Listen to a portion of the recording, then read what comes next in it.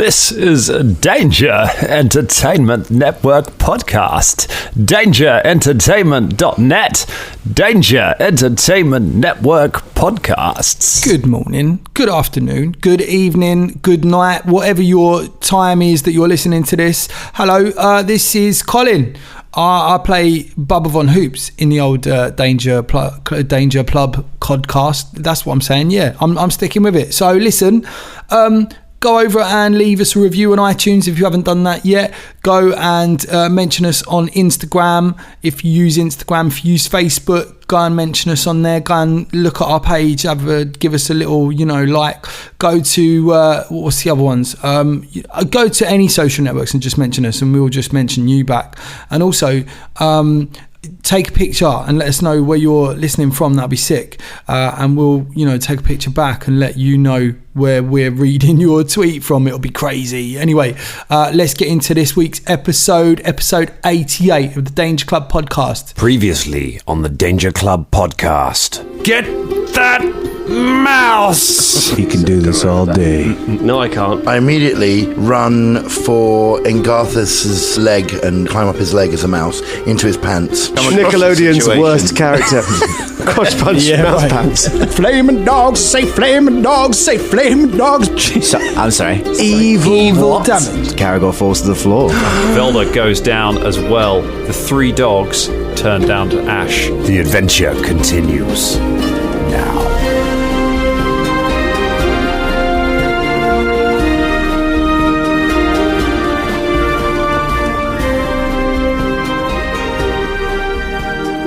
I'll be honest, I sneezed on a toddler on the bus on my way over here, and I don't think that's the worst thing I'm going to do today. On purpose? No, Jesus Christ, what's wrong with you? It was sitting in front of me. I just, it was there, and I just realised at the last minute. Did you just say it was in front of you? Yes. Dude. Wow. I don't want to gender or humanise tiny people. Dan, you've changed, man. You just want to sneeze on them. I remember a time when you used to sneeze on like 5 toddlers a day. Yeah, I know, right? I'm slacking. I remember a time when you used to sneeze on me. Yeah. It's because this is such. What happened to us? Why didn't you sneeze on James anymore? Why is it always? I will sneeze on you. I will sneeze on you later. It's because this is a pivotal episode in the history of our podcast. The chips are down. You are where eagles dare. You need a hero right now.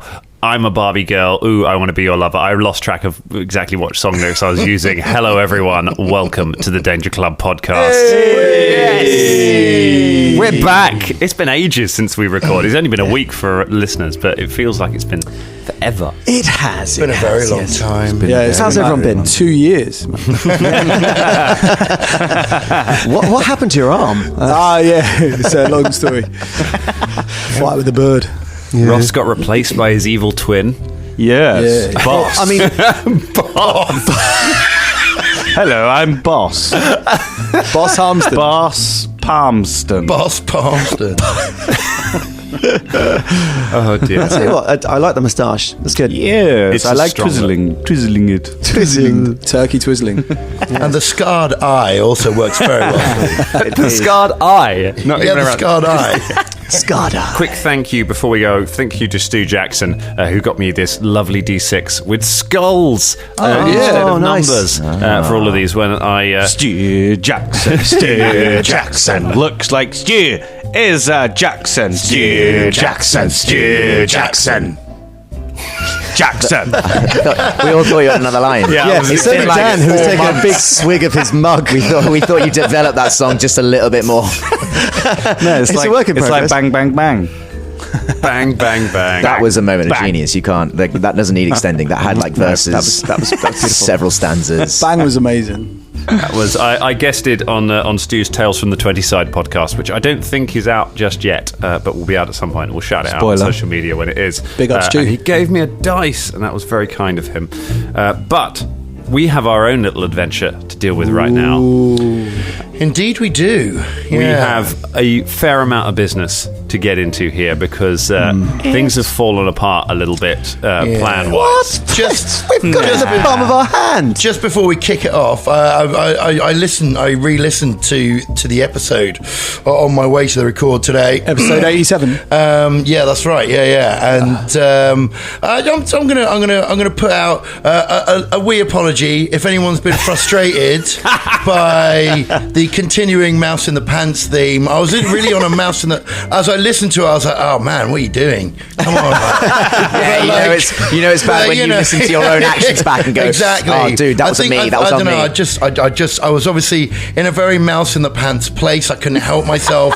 It was like the 6th episode in a row. I was very tired. It was the last one we did before Crimbo, and I don't know, things were breaking down. So if anyone has been frustrated by that, apologies. I know the team were definitely frustrated by it, but I hope you found some of it entertaining, and I'm glad we took a break when we did. There was a beautiful moment just in the pub after we'd finished the record where we're all sitting around and Drummer's just sitting there with his beer in his hand, looking down at it going, God, I really thought the mouse thing would work, guys. I don't know what. And everyone was just kind of nodding supportively while this vein in Scott's head was just growing. The rage building. It was beautiful. But it's not, all is not lost. This is why I love this module. It's the thing I've been looking forward to most about this module is where it all starts to come apart, because it's effectively a push your luck mechanic, Master of the Living God, and that's my favourite kind of game. From the moment you set foot in that temple, at some point they are gonna work it out, and depending on how you behave when you're in there, or individually and as a group, you can prolong that, but really it's about what you can get and whether you can get out before it all finally kicks off. And last week, it all finally kicked off. And now it's about what can you do with that situation. The vein wasn't just in my head. The vein, if it was anything, was just directed at the fucking random hellhounds that came out of nowhere. Ate everything, destroyed everything, could not be touched, and then went away again, having done their evil work. Also, they did evil damage. Do you remember? Yes. I remember just evil damage. I think, the Demogorgon from Stranger Things turned up and was just evil at us. We were like, oh, God, evil damage. I don't really know how it works. Well, that brings me to a couple of little rules things that I want to talk about. So first of all, the Dangerlings are going to be so happy, Rivergurg especially, I'm sure, that we have finally reached the first record we've done since we started terribly getting the rules for the aid action wrong. You can assist on skill checks in this, but we were using the first edition mechanic where it's DC 10 and you get a +2 bonus. That is not how it works in second edition. Thank you for telling us every single week. You must have been sitting there being like, why are they not listening to me? Why are they not? It's because there were old episodes we had to work through. So the assistance mechanic is a DC 20 check, and it's only a +1 bonus, and you can crit fail on it. So it's something that you only want to do if you are very good at assisting, and it's to stop what happens if you've ever played society games. You'll know this is in first edition. Somebody says, "Oh, I'm going to do a skill check," and everyone at the table just says "aid," and everyone rolls their dice, and it's to try and get it away from there being massive numbers added on to every dice roll. Try and keep the maths a little bit easier to manage. So the assist action is a little bit trickier in this one. There's also one other little clarification that I've done, because I've been spending my months poring over the rule books to try and get us up to speed, to try and get slick on these rules. I want to talk about evil damage. Evil damage is alignment-based damage. So it is a damage inflicted by creatures of pure evil. It affects creatures of the opposite alignment. None of the Danger Club, apart from Bubba and maybe Fulton, I would describe as definitely good. I know we don't always do alignment, we have it on the sheets, but I would say for those people who have taken evil damage from those dogs, some of them are perhaps not specifically goodly creatures and are therefore not fully subject to evil damage. Couple of caveats on it. Velda, doesn't matter, took enough damage from piercing and flaming. Velda is down with the evil damage, doesn't even come into it. No, because he's lawful neutral. He is. Which I changed, actually, many months ago. Quick alignment check, everyone. Chaotic neutral, Caragor. Lawful neutral. Chaotic good. Chaotic neutral. Chaotic neutral. Good. whole lot of chaotic neutrals there. Big box of neutrals. I think I would say that if we're taking it as a slightly fluid thing, I think Caragor definitely still qualifies as neutral, given how that he has behaved over the last several months. I would argue that Fulton is no longer completely neutral. You are drifting slightly more towards good.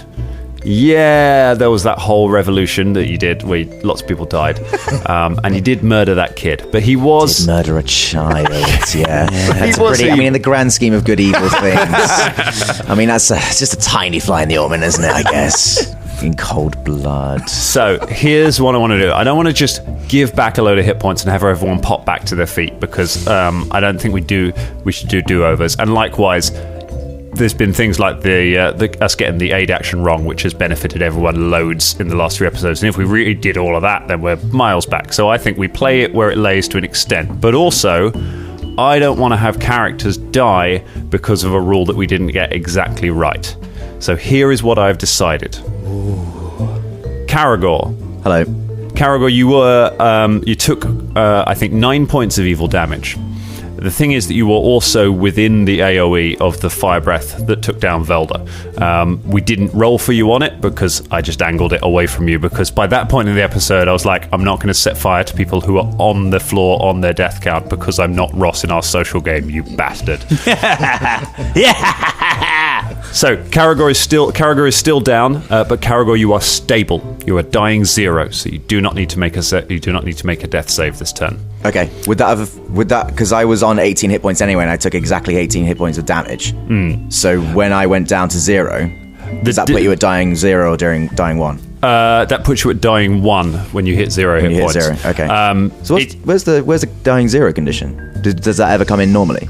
It's not. It's just if you are ever on 0 hit points and you're not dying, then you're just unconscious. Okay. You don't have to make dice rolls or anything. Unconscious means you get up, you wake up if you are healed, or if a significant amount of time passes, usually about 10 minutes. You start to wake up. You heal 1 hit point and you wake up. So you are down, but you are safe, which I think is fair. Fulton, because of some of your goodly actions recently, I think you are affected by some of the evil damage. You've taken a total of 10 points of it. So what I would like you to do is I'd like you to roll a D10, and you can have D10 hit points back right now. Ooh. I think that's fair. Okay. Here we go. Oh, God! I've just dropped one of my dice. Okay. 5. There you go. So you're now on 10 hit points. So...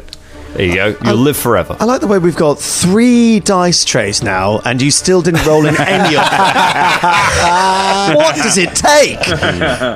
So to be fair, the closest one to him is my new one. I think Ross was thinking, I'm going to let Colin roll in his. You're a generous young man, aren't you? You're such a generous character. Do you want to roll in that chaste, virgin, untouched tray there? I didn't want to roll my first dice in his dice tray. That's fair. Yeah. What, going forward then? Yeah. Are you saying now that Fulton's had an alignment change? No, I don't think. I think we're a little bit. I think we're fairly flexible on it. I need to have a think about how we're going to apply alignment damage, because I don't. I was going to say, because if evil damage comes up again, I will get a proper ruling on it before we go. The thing is, I'm not a huge fan of alignment damage only affecting the opposite alignment, because it puts a mechanical benefit on being neutral, and it's already such a common choice for everyone in role-playing games to be like, I'm going to be neutral, and then I can work out when in the game how I'm going to be in any situation. And it's... which half damage makes sense. Yeah, I think half damage is a good way. And if, with the way we've rolled it, Fulton has just taken half damage from that. So I think that's not a bad way of ruling it. But I am definitely going to reread it to be sure. Well, thank you, Dan. I think that's very generous and a good solution to that, rather than just rolling back time, which never works. I certainly Velda changed his alignment based on a discussion we had ages ago. Was I right in remembering Fulton used to be good? No, he's always been neutral. Really? Because I just remember being like, I don't think I do flip-flop between, I think, evil and good. Because there's some things that I've done that are evil-ish. I think misguided more than evil. It's not, because I think evil requires intent of like, I'm going to get everyone in this town butchered, whereas actually you had a good intention. It just got everyone in that town butchered. So. And like the child you killed, I mean, that was just killing. We should point out the child you killed had previously tried to kill you. He was a member of the cult. So you're more of a manslaughter guy than a murder guy. When we say child, he was like 19. He wasn't like 5. All right, come on. 6 years older than Bubba. In medieval terms, an adult. Rest in peace, Clem G. Speaking of butchery, should we jump right back into this? Yeah, let's do it. Yeah, let's do it. Oh my goodness. So the initiative order has changed ever so slightly. Karagor and Velda have moved to the same initiative as the dogs, so they move to the bottom of the initiative order. When you get taken down, when you get dropped below 0 in Pathfinder, you move to the immediately before the person or effect that drop you to 0. So it means that you don't have to immediately make a save. It means your friends have a whole turn to get you back on your feet. Otherwise, you just automatically lose a turn. So in that case, it means the first people to act are the priests. So let me lay out the room real quick. We've got the Chamber of Delights at one side, this very sumptuously decorated room with drapes and things. In the Chamber of Delights, on the floor, are Velda and Karagor lying side by side. Standing next to them is Fulton, looking pretty battered, but still on his feet. Also in the room with them is a priest of Razmir who is trying to run away from them at the moment, or he certainly was a moment ago. Standing in the doorway is Engarthis, who is getting ready to attack. And then further back behind them, there is the corridor, which is like the balcony that looks down into the snake pit. In the snake pit is a mouse called Shania Rain. Hello! Ooh. And at the very end of that corridor, near the door that goes back out into the rest of the temple, there is Bubba Von Hoops, who is currently fighting 2 priests. But there are 4 Bubba Von Hoops because he has a mirror image up. Hello. So let's see how this goes. 2 priests against 4 mirror images. They are going to try and attack you, Bubba Von Hoops. So, first one makes his first attack. It's only a 10. No, it's a 15, sorry. I'm using an app. It adds things on. It's a 15, that's not going to be a hit. Oh, rolling garbage. It's a 16. No. No good. I like this app. Yeah, keep using that, man. It's a final Hail Mary. He goes for his final attack. Go on, natty 20. Let's see that. It's only a 13. No good.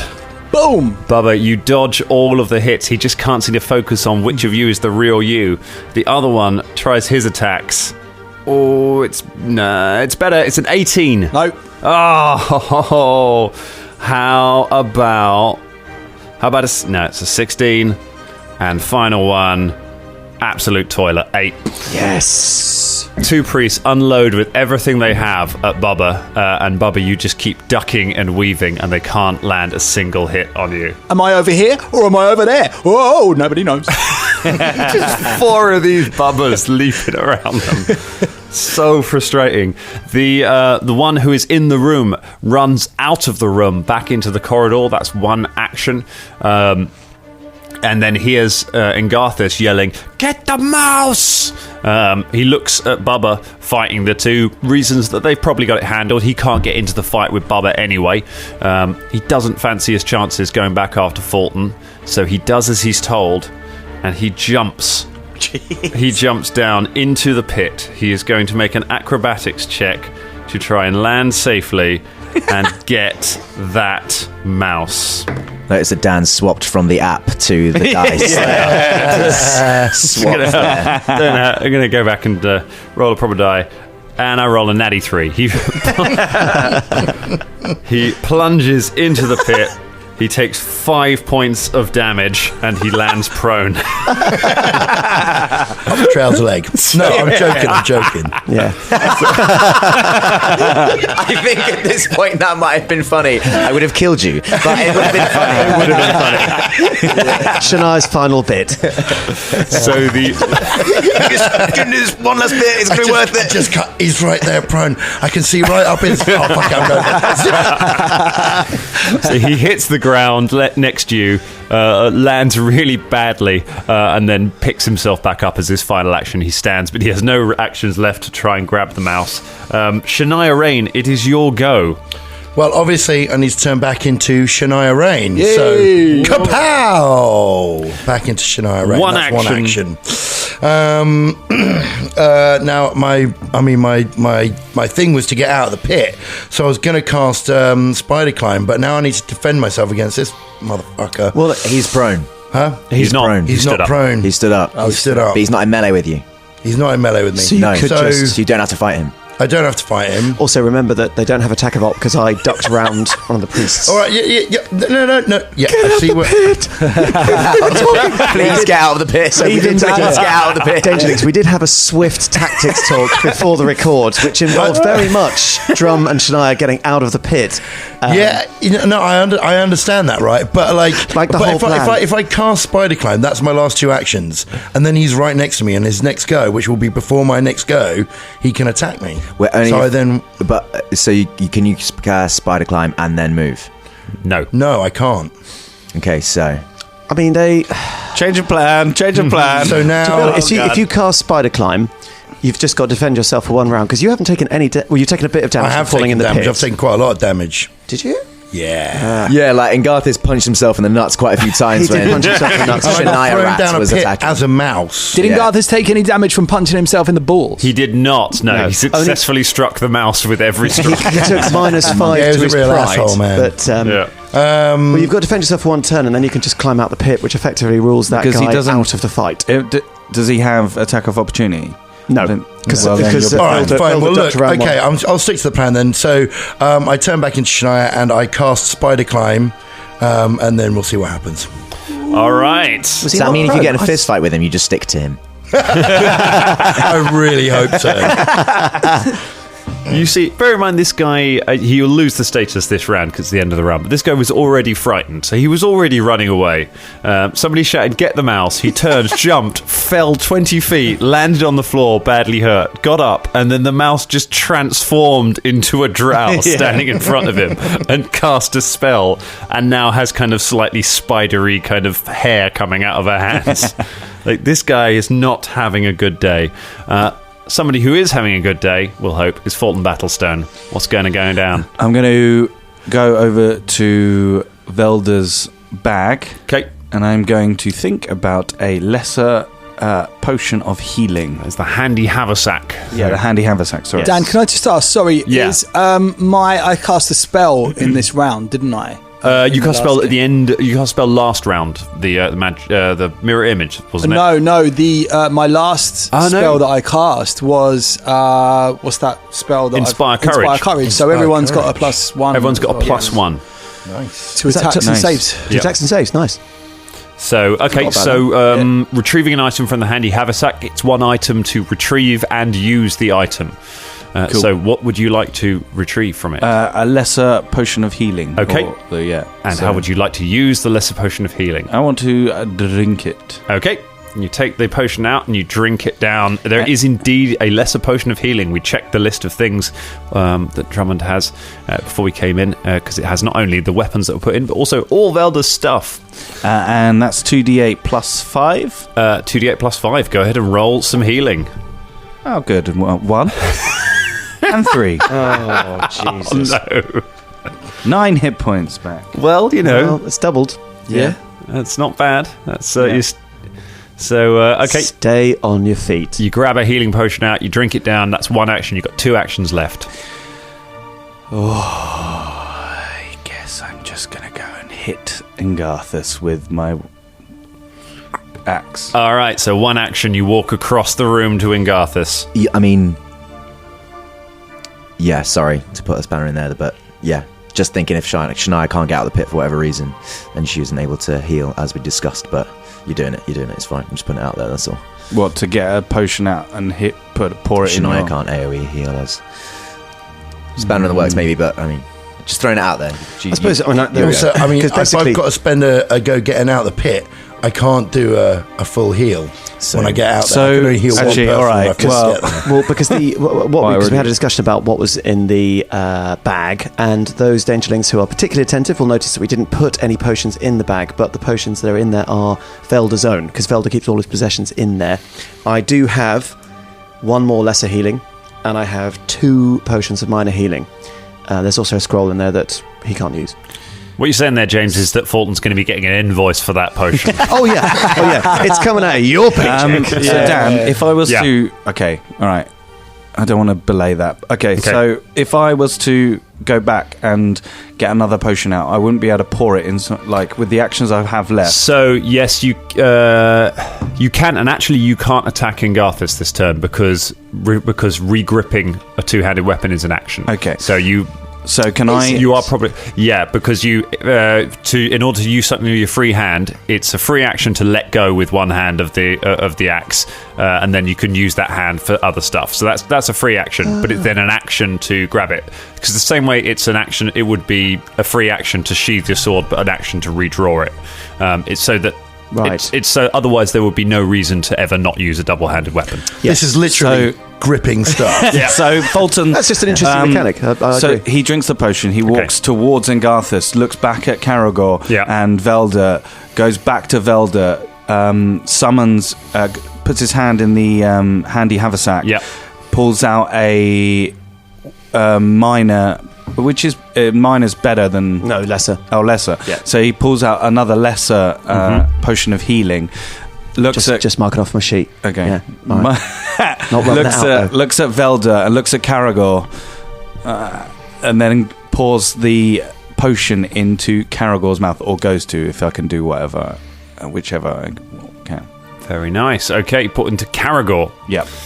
Do I roll drowning damage? You picked a favourite. I mean, he pulls it down your nose. So I just think he's better in the fight. Go ahead, roll your healing. Ross, you can roll that healing since you administered the potion. And that's 2d8 again? 2d8 plus 5. Why do you want me to roll it? Just because you are the one giving the potion. 6. Nice. Dice tray. Dice. 3 plus 5. So 6 and 3 plus 5. 9. 14 points. 19. 14. Caragor One-Fang, you have 14 points restored to you. You open your eyes. You are awake. Ross, can you pass the wounded card over? You are wounded 1 because you have woken up from being on 0 hit points. You have the wounded 1 condition. Okay. So that will mean if you are dropped to 0 hit points again, you will go to dying 2. Right. Thanks. Dying 1. So be careful. Getting back up into a fight is tricky. Right. Do you know, Dan, you've completely put me off cards. Take this card. It's shit. It's awful. It's got awful things on it. Have this joy-sapping card. Ooh. It's Engarthis' go. Engarthis is going to walk over, stride action, move across the room to Fulton, to where he is pouring the potion in. Ooh, he could do something else. Oh, could he?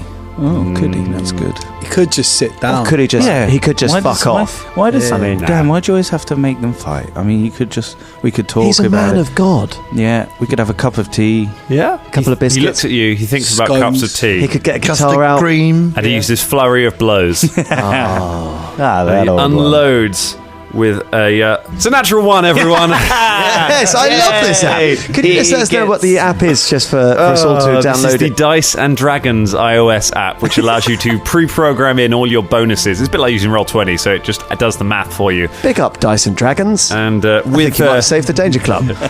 With people with a huge bonus to attack, like Engarthis has, I thought that'd be good. I don't have to add all of these massive numbers on and have everyone groan at me when I get these really high totals. I can just say it straight away. Instead, I'm going to pick up a fumble card. Yay! Yes! Yay! Coup de grace himself. All right, so this is a melee. Punches his own head off. He just goes to attack Fulton, chooses to die. That sounds like a very first edition sort of mechanic. Apparently, it's called Vibration. He's giving me with flurry of vibration. Oh, you're going that way. I was going a different way. If you're using a bludgeoning weapon, which he is, it's his fists. You drop that weapon.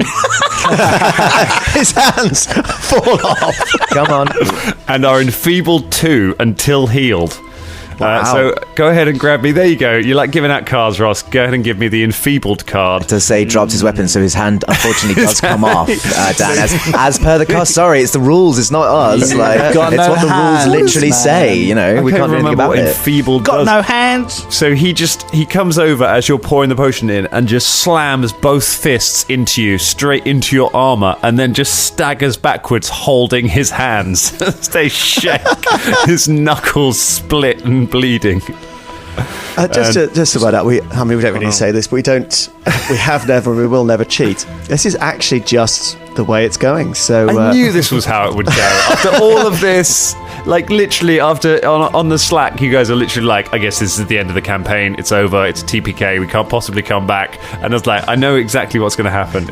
I'm going to roll garbage. And do you know what? It's happened so many times to the Danger Club, on air and also off air. And our many years of playing, we've faced awful situations. He's got a -2 to all strength-based rolls, including melee attacks, damage, and athletics checks. It's lucky he's not like a melee specialist, isn't it? What's his attack bonus anyway? His attack bonus normally is +12. So that -2. It's only a +10, everyone. Yeah, right. And his final action, God damn it! He is going to. He draws a potion from his belt, but he can't use it this round. It vibrates and shatters. He's just shaking. He's like, If he drinks that potion, which is obviously healing, he will lose that enfeebled status when he says, Yep. You will need to stop that happening. Mm-hmm. But it will be a waste because he's not taking any damage. God damn it, Engarthis! I had such high hopes for you. Built you over so many episodes. Don't go out like a punk. Bubba Von Hoops, what's going down on the other side of the corridor? All right, cool. So these two motherfuckers are like standing off on me, right? They are.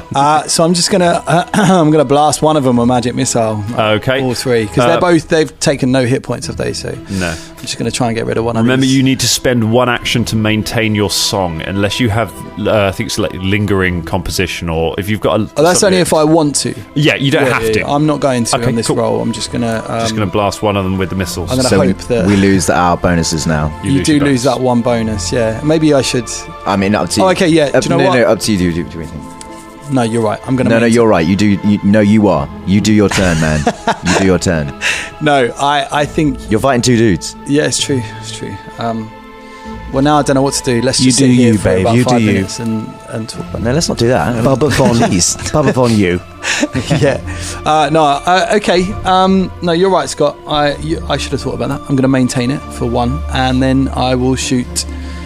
Magic I'm saying don't. No, this come back around on me when Bubba's dying. Be like, well, Scott did say no. I'm saying if you got lucky on the last set of rolls, this is what happened last time. Dan rolled low. MZ like ran up, and you know what I mean. Like, and this time might not be so lucky if there's still two of them standing at the end of your go. Do you know what I mean? Okay, all three on one. All three on one guy. It's just really shit. Now we lose our bonuses. That's one. All right, so it's 3 points of damage on one. Okay. 6. 6 total. No. Okay, sorry. It's 9 as a total on one dude. 9 points total. Yeah. Okay. That guy, still alive. What? All right. He looks really rough. You basically just take a step back, summon up some balls of energy from around you, and all four of you and all the dupes just blast magic missiles into him. He staggers back under the volley. His robes are shredded, and you can see some blood coming down from the corner of the mask, but he is still on his feet. If everyone dies, it's Scott's fault, yeah. Yeah, I want you all to now miss by 1 on all of your attack rolls. Right, Caragor Onefang, it's your go. You're prone, but you are awake. What I would like to do is give... What is the action economy on giving one of my my only minor heal potion... No, my lesser heal potion to Velda? So it is 1 action to draw it, 1 action to administer it. You're lying next to each other, so you can do that without having to stand up and go over to him. My final action standing up is an action. Standing up is an action. Because I need to kick that bottle out of that guy's hand. Fulton's got to go before Engarthis, I think. Can you chop his hands off? Let's make sure he doesn't drink that bottle. Yeah, I can try. I mean, that would be placing our hopes on Fulton actually hitting someone. I see that strategically. It could happen. It could happen. I mean, depending on that potion, we could really flip and use it. Can I attack from the ground? You can attack from the ground. I believe you have a -4 if you're attacking from prone. If only I had a +1 to counter that -4. That would actually be feasible. Okay, what I could do then is to just try and make it worth it. Is plug up Velda and then try from the ground kick the bottle out of his hand. You can do that. It's a -2 to attack from prone. Okay. So, talk me through that. What's the action? What are the different actions? So I'd like to go like when I wake up, take out my lesser heal potion. Don't say when I wake up. Let's not get us back into that again. I nearly did. Do you know what? Like, no, I'm gonna be. We're not going back to the beat. I thought I missed something epic then. And then administer it to Velda, and then still on the ground, just scissor kick upwards and try and kick that bottle out of his hand. Now, okay, what would that disarm. be? It's gonna be a disarm. What would that roll be? So I think it will be an athletics. So we're going to go. First of all, let's do the potion. That's the easy one. Draw a potion. You pour it down Velda's throat. Go ahead and roll some healing for Velda. Okay, I'll do this for you, Velda. Wake up, man. Oh, come on now. Wakey. 7 + 5, is it? Mm-hmm. So yeah, that's your 12 points of hit points. 12 hit points of... 12 hit points. Velda, you are awake. You gain the wounded one condition. Oh my god, a wounded one. You can just... I mean, I've got mine right here and we're sat next to each other. There you go. It's a very carry-sherry game so far, isn't it? Thanks, man. As I do it, I go, wound. Wound. So that's 12, was it? Yep. 12. Yeah. Okay. I got a lot. Sadly, that's nearly half my hit points. You got a lot of spells there, buddy. You got a lot of control, backfield spells. A lot of spells. Yeah, you got a lot of. I've only cast Wind. Great, Gust that's why so far. worth it. Worth Windy putting a Gust. potion in. You're good. And I can cast from the ground, so I'm just gonna fucking Just Garrigor and Velda on the ground, just flailing around like tortoises, shooting spells, kicking bottles, doing dust angels. Okay. So the next one is... It's pretty tough, disarm. Like I say, it's an athletics check against an opponent's reflex DC. If he's a monk, then... If you get a success, you weaken his grip on the item, and they take a minus... Any further disarm attempts get a +2 bonus for the next round. And they get a -2 to any checks requiring them to have a grip on that item. What? So I can't actually disarm him with a disarm check? If you crit succeed, then you do. Otherwise, you weaken his grip on it, and you make it easier for the next person to do it. Well, then, no, that's not worth it. Then for the action economy trade, is it? That's not. That doesn't make. Even if I hit him, it's really unlikely that I'll crit him because that's really rare. I think the best thing you can do is stand up. Because then there are 2 targets and you're not going to take any -2 for being prone. Because you do take quite a lot of negatives on defense and stuff, don't you, if you're lying down? -2. Yeah. I could just attack him normally. Remember, it's only a -2 that he's got with that thing. The next turn, with 3 goes, I'd spend one of them getting up and then the other to attack. Do you know what I mean? But this one... Does he get attack of op? He might get attack of op. He might have attack of op. Because he's a monk. I'm pretty sure he's a monk. But, I mean, he's not... How close is he to you? Well, if he's within range of my leg, then he's within range to melee me. Yeah. If you want to use your kukri, it's one action to pick up the kukri as well. Yeah, I was just going to kick the bottle as it was, but it's a gentle irritation check as opposed to a disarm thing. I don't really want to do that. I'd rather probably... I'm either going to stand up or just kick him in the shin. And I'll kick him in the shin. Okay, you're just going to kick him.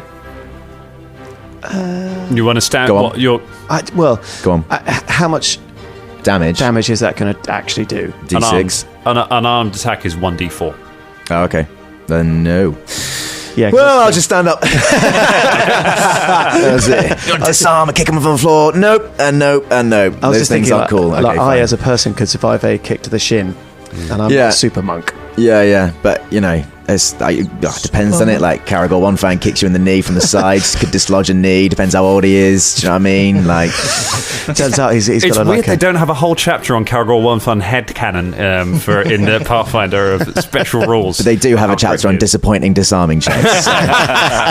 It's a really short chapter. It's just like don't roll, and then maybe in future something good will happen. Perhaps. That's right. That's what that crit success is. Have you ever tried kicking a bottle out? Of course, you've tried kicking a bottle out of someone's hand. You work in cabaret. It's like I've done that. That's at least twice a year. Right. All right. You stand up.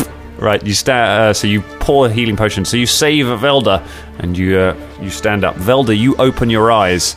You are awake. What's the plan, Velda Chemblight? Right. Okay. So I am going to look over. Got a nod to Caragor, who's just poured the potion on me. Thanks. And then I am going to cast Flaming Sphere on Engarthis. Now, because I've got 3 actions. Yes. Can I use a heightened? Does it use an action? It doesn't increase the action. It increases the. You need to have it prepared in a higher spell slot because you're a prepared caster, so you can't just spontaneously heighten spells. No, that's fine. I shall just cast Flaming Sphere then. Okay, you blast him with a Flaming Sphere, so he's. It's a reflex save, isn't it? He gets a reflex save. Okay. Which he'll probably make. Hey, you don't. Why don't you use the app, Dan? Yeah, use the app. I don't feel like using the. I don't feel like using the app here. What's the DC on that? That will be 20. Okay, I'm going to use Old Bad Moon. Makes it 19 on the die. Motherfucker. So he'll take half damage from this. Okay.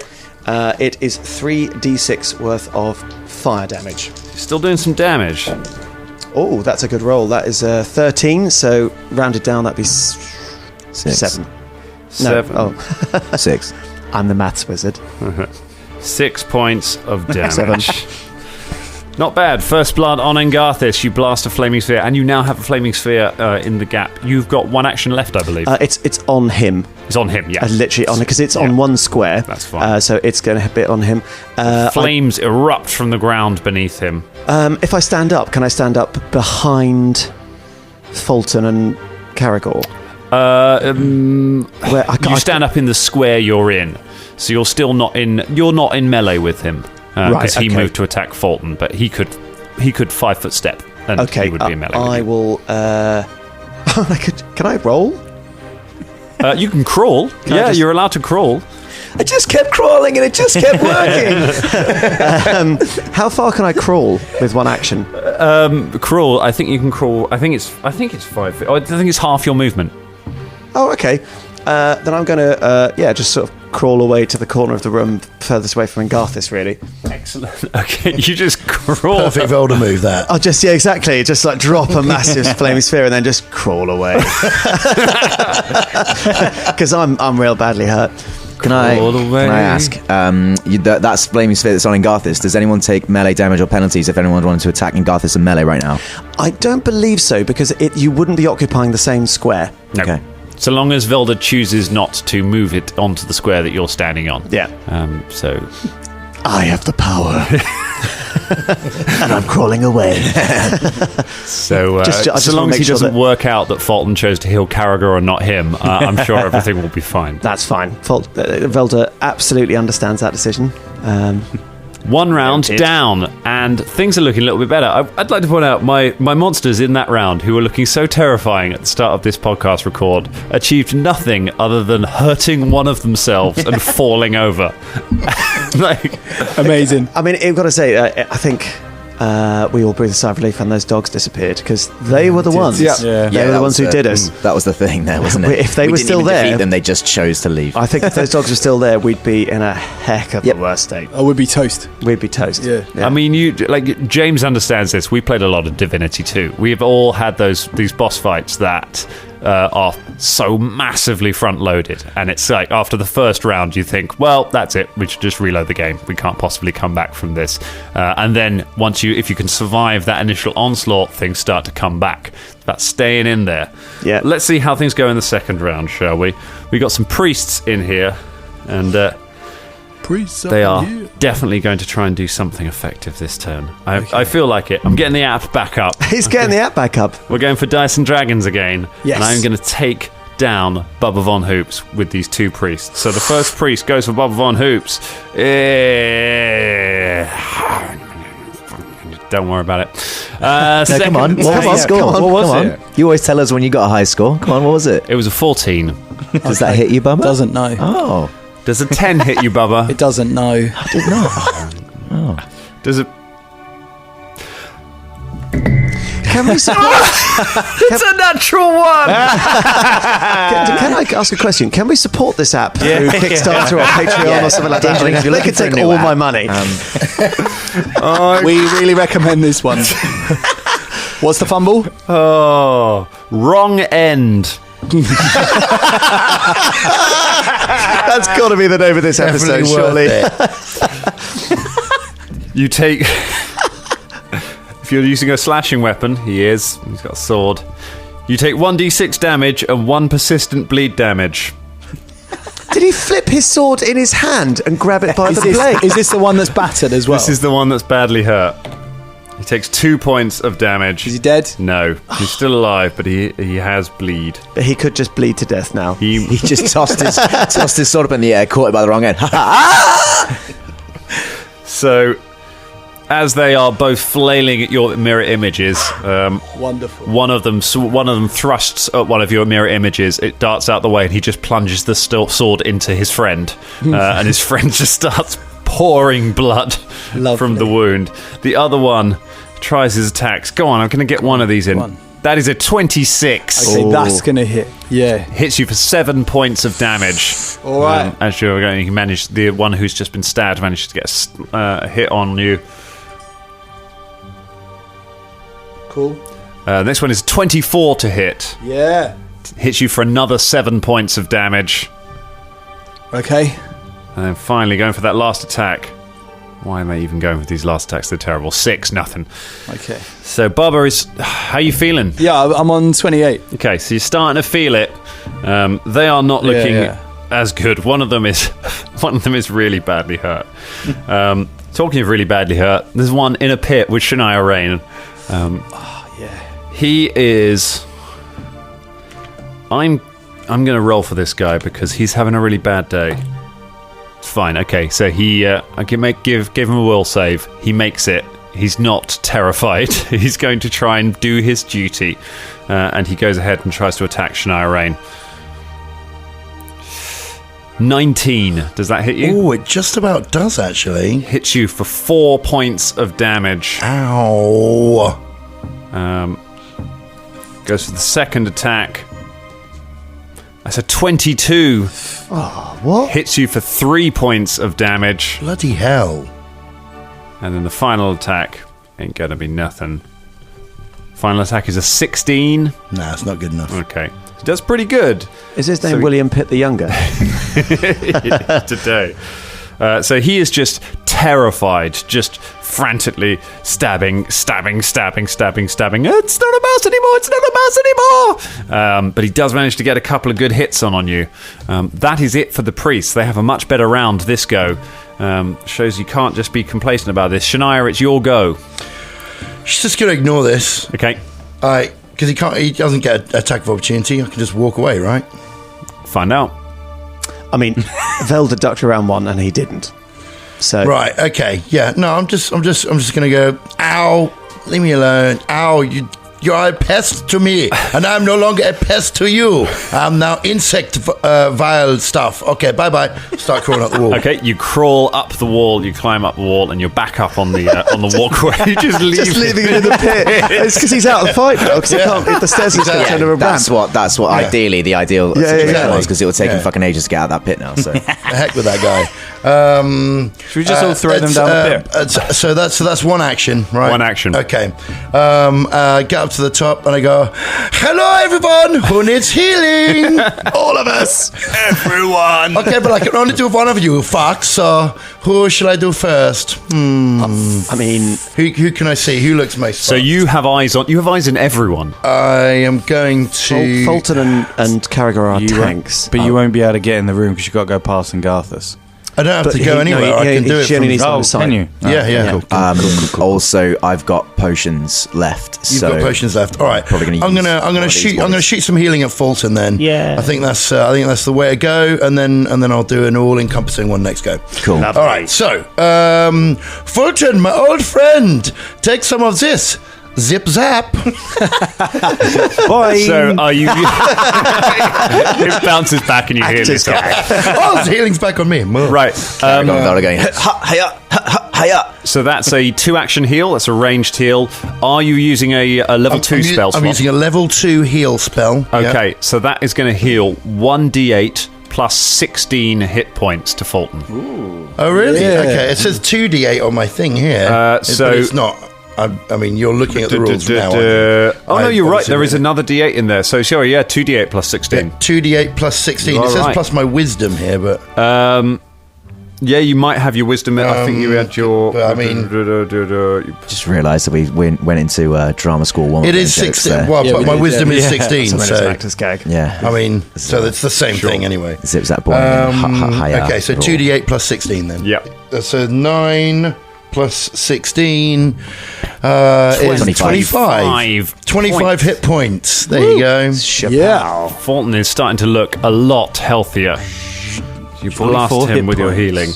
And just for treats, it's Fulton's go. Yeah.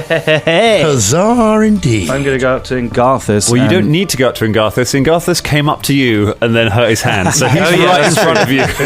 I'm going to go and power attack him. Okay, so you need one action to re-ready your stance. That's good, because power attack is 2 actions. There you go. So that's your whole turn. So you re-grip the axe and then you power attack.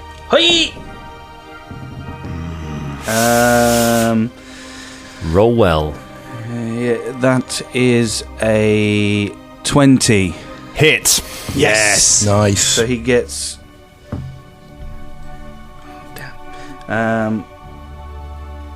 Cool. Sorry. Okay, go ahead and roll some power damage. 2d12. Oh. 3. And 7. Okay, so 10 plus... 10. Do you do the pluses as well? For you would add. You always add your strength bonus. So to both each individual ones. If you're only increasing it by 1 damage die, then you only add the strength bonus once. Okay, so that's, what did I say? 10. So 10 plus 4, 14.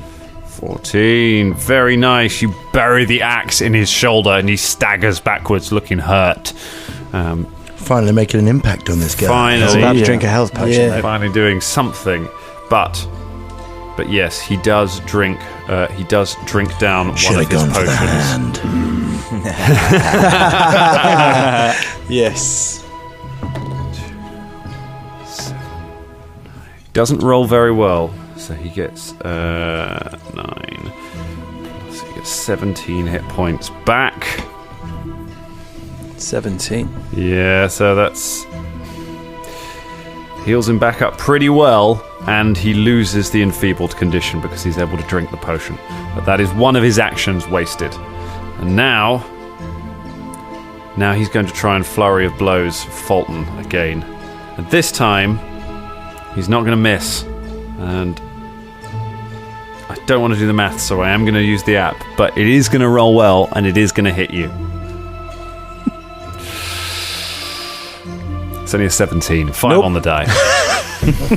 I love this app. It's so good. And the fact that we were all literally in silence, just looking at your phone, just being like, come on. He was so happy about telling me about this app. He was like, yeah, this app's so good. You know, it does all the calculations for you. It is so good. You were right. A very good app. It's a brilliant app. One that we should use all the time. Speaking of how good this app is, natural 20. Oh! He hits you. He critically hits you. And he is a named character, so we're going to go and draw a critical card for him. Clocked. Triple damage, and the target is knocked prone.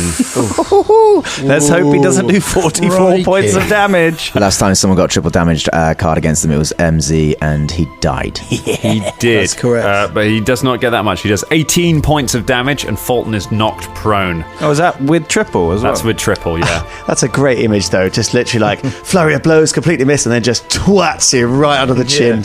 He just uppercuts Fulton out of his boots. You, Fulton's been like knocked prone a few times, hasn't he? Like Caragor knocked him prone one time with like an unarmed attack as well. Like you're getting a bit of anxiety about being in the air, maybe. He falls down all the time. Right, okay. I feel like we've had that one before. Just drawing it again. Right, so that is the end of his go, though. That's all of his turns, which means it's Bubba Von Hoops. Bubba Von Hoops, all right. I'm going to try something. I'm going to cast Sleep on these two, which I should have thought of earlier, and try and sleep these two bitches. Talk me through Sleep. All right, let me read it. Sleep. Each creature in the area becomes drowsy and might fall asleep. A creature that falls unconscious from the spell doesn't fall prone or release what it's holding. The spell doesn't prevent creatures from waking up due to a successful perception check, limiting its utility in combat. It's a somatic verbal spell of 2 actions. Okay. The range is 30 feet. The area is a 5-foot burst. Okay. So you can burst from you at the 2 guys. Burst from me. 2 guys. They need to do a will save just to try and, And of course, it wouldn't matter if it was slightly larger, because even if you had gotten Shania in that burst anyway, it wouldn't affect her, because she's already kind of drowsy. Oh, there we go. That's all right, isn't it? Oh, dear. So I take it I don't need to roll for that, do I? You just need to roll against my spell DC. Is that right? Unbelievable. The amount of time I have to put up with you guys' puns, and I'm not allowed to make one myself. Right. Will save 16 for the first guy. No. And garbage for the second guy. They both fail. They go to sleep. So they fall as both of them. Do they say they fall to the ground and fall asleep, or they just? No, they just fall asleep standing up. Okay, they're just kind of drought. So they kind of just. So they lose their. So they are asleep. They don't have to go. That's correct. And for my last action, Dan. Yep. All 4 of these bubbers would like to run up and rejoin the danger club in the middle of the room. So we're just going to push past the sleeping enemies. Now that they're asleep, you slip past them. You run past Shania and into the room where Engarthis is. Hello. A bundle of bubbers burst into the room. It's Bubba. Yeah. Hubba. Lovely. Caragor One Fang, it's your go. You are on the floor. You are on your feet. You are currently unarmed. Okay, because the kukri's on the floor. It is. Cool. So, and that would be an action to bend down and pick it up. 1 action to pick it up. And 1 action to hunt prey. 1 action to hunt prey. And 1 action to attack. 1 action to attack. Do it. They're asleep for another round, right? They're asleep for the whole round, yeah. Cool. I see you. You shit priest. I see you. He is your prey. You can go ahead and... you can... I thought you were going to say something. He's not really a monster, so I don't know. I'd go ahead and make a record knowledge check. It'd be a society check to know about anything about Engarthis, to see if you know anything about his fighting style, I believe. Because I'm not sure if Monster Hunter even applies to humanoids, but we'll see. It's a good roll. It's a good roll. Did you say society? Society. 19. 19. I can tell you he's human. You probably worked out he seems to be a monk, but he does seem to have some magical ability as well. I'm not sure there's much I can tell you that he already has. Yeah, he's got some spells. He can cast spells. That's all that you don't already know about him. Cool. And he is now your prey, so you get your bonus damage against him. Cool. So we just waste that 18 there on that society check. Which you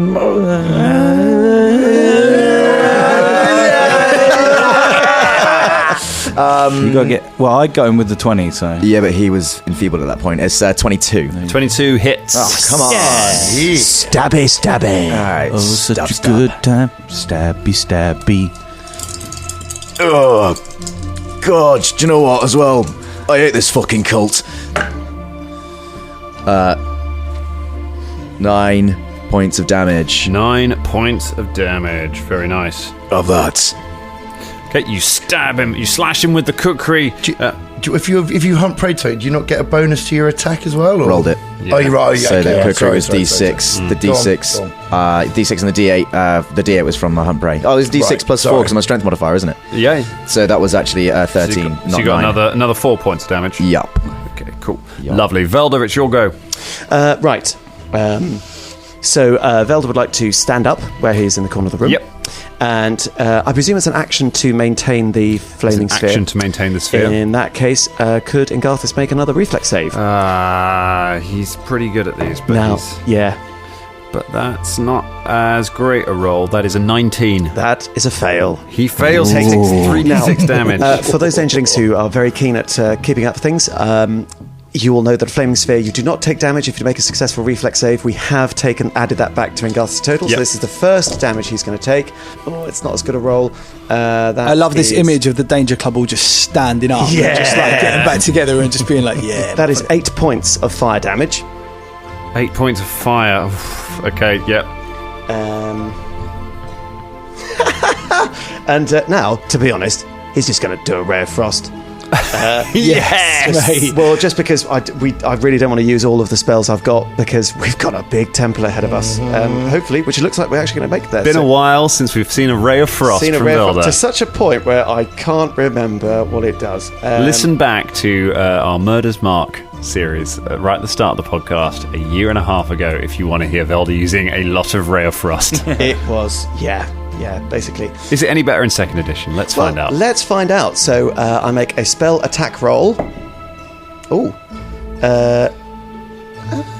So it says my spell attack roll is 20 on my sheet. That is probably your spell attack DC. I've got spell DC and spell attack roll. Spell attack roll. What's the maths to work out your spell attack roll? Key and prof. So it's your proficiency bonus. Yeah. So are you trained in? You're trained in spells. Yes. So it's 2 plus your level, which would be 6, and then it's your key proficiency, which would be intelligence. So it's your intelligence modifier.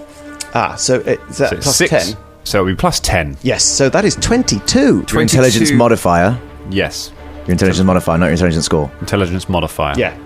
So it's 22. So 6 plus 4, which equals 10. So a total of 22, which is a hit. Yeah! Yes! In that case, it is a mighty 1d4. However... Cantrips are automatically heightened, so I think it might do a bit more. Well, that's 2 on the dice, but these days it is plus my spellcasting ability modifier. Okay, nice. So that would be 4, is it? 4, yes. So what's the total? So that's 6 points of damage. 6 points of damage. Ray of Frost. That is actually better. It's actually better. It's actually a bit more efficient. So, pew! Loving them second edition wizards. You blast him with a Ray of Frost, and he stands up from the spell, being hit with fire and ice in a single turn. I'm going to make that sucker crack. Having blasted these, Velda stands back up, the last of the Danger Club to get back to their feet. Engarthis looks at Bubba coming in the door behind him, Fulton and Caragor standing in front of him, Velda standing up, and Shania lurking in the background. And that is where we're going to leave it for tonight. Yeah, boy. Very nice. Back in the game. Love that. Such a cool image in my head of everyone just being like all bloodied, but being like...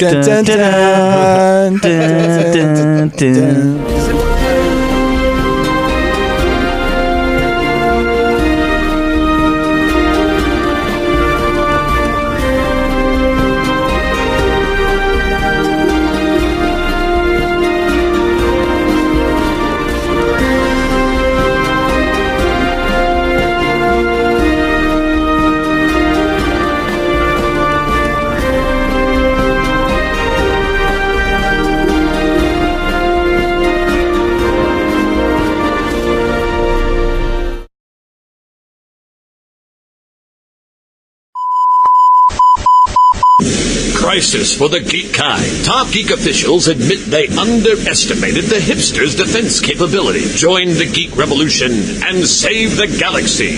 Geeks from all over the globe are joining up to fight for the future. They're doing their part. Are you? Want to know more? Join Weeby Geeks and the Geek Revolution and save the world. Service guarantees citizenship. Listen to Weeby Geeks podcast on iTunes and Stitcher or online at weebygeeks.net. Weeby Geeks, your voice for the Geek Revolution. Want to know more?